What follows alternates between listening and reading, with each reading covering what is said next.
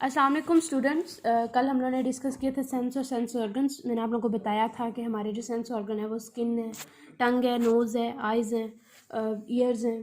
ठीक है, तो हमने कल टंग और स्किन मतलब दो ऑर्गन्स हमने डिस्कस कर लिए थे। आज हम लोग करेंगे नोज़ और आइज़ को डिस्कस करेंगे। सबसे पहले आप लोगों को पता है कि नोज़ हमारे किस काम आता है। हम लोग कोई भी चीज़ स्मेल करनी होती है तो करते हैं, उससे सूंघते हैं, स्मेल करते हैं। मगर नोज़ सिर्फ स्मेल करने के काम नहीं आता, ये टेस्ट करने के भी काम आता है।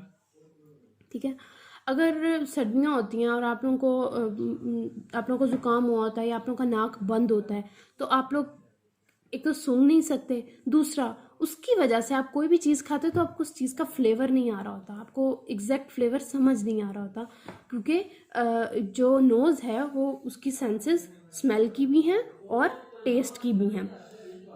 जो ये नोज़ है ये सेंसेशन ऑफ फ्लेवर्स प्रोड्यूस करता है। लाइक इससे पता चलता है कि हम जो चीज़ खा रहे हैं वो कैसी है, क्या टेस्ट दे रही है, क्या उसकी स्मेल कैसी आ रही है।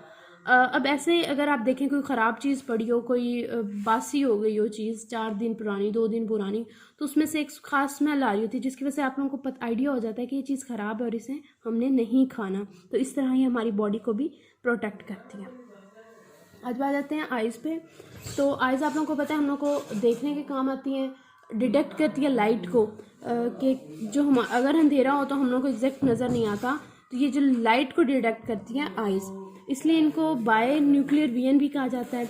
हमारी 2 आइज़ हैं। अब ये 2 ही क्यों हैं, एक के थ्रू भी तो देखा जा सकता था, मगर 2 इसलिए हैं क्योंकि दोनों साइडों से हमें 3 डायमेंशनल व्यू मिलता है इनके थ्रू। फिर हमारी जो ये आइज़ हैं, ये 2 आइज़ जो होती हैं, ये इसलिए भी इनको मतलब 2 रखा गया, एक नहीं है, कि ये इस 2 आइज़ के थ्रू हम लोगों को पता लगता है कि डेप्थ क्या है किसी चीज़ की और डिस्टेंस क्या है कि चीज़ कितनी दूर है। फिर हमारी आइज़ पे आईलिड्स होती हैं जो हमारी आइज़ को कवर करती हैं। अगर हमारी आइज़ कवर ना हो तो ऐसे कोई भी चीज़ आके यूँ हमारी आइज़ पे लगे और हम लोगों को हर्ट करे। फिर हमारे आईलैशेज़ हैं। आईलैशेज़ के थ्रू कोई भी डस्ट आ रही है या कोई भी स्मॉल पार्टिकल्स हैं तो वो हमारी आइज़ में नहीं जाएंगे। हमारी आईलैशेज़ प्रोटेक्ट करती हैं इस चीज़ से हमें।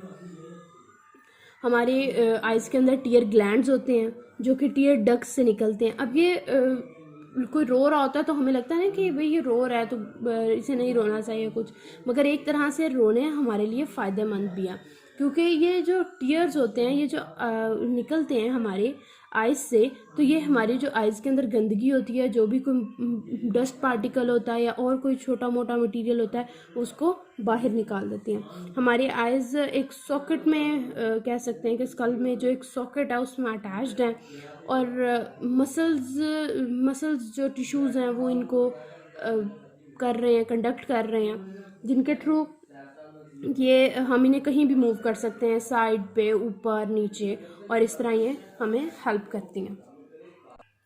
ये अब आप लोगों के सामने मैंने आइज़ का जो है स्ट्रक्चर है वो आप लोगों के सामने है, और ये आप लोग देख रहे हैं कि the muscles that move the eyeball, ये हमारा आईबॉल किन मसल्स के थ्रू मूव करता है। हमारी आइज़ के अंदर एक आईबॉल होता है जिसको हम ऊपर, नीचे, साइड पे हर जगह मूव करते हैं।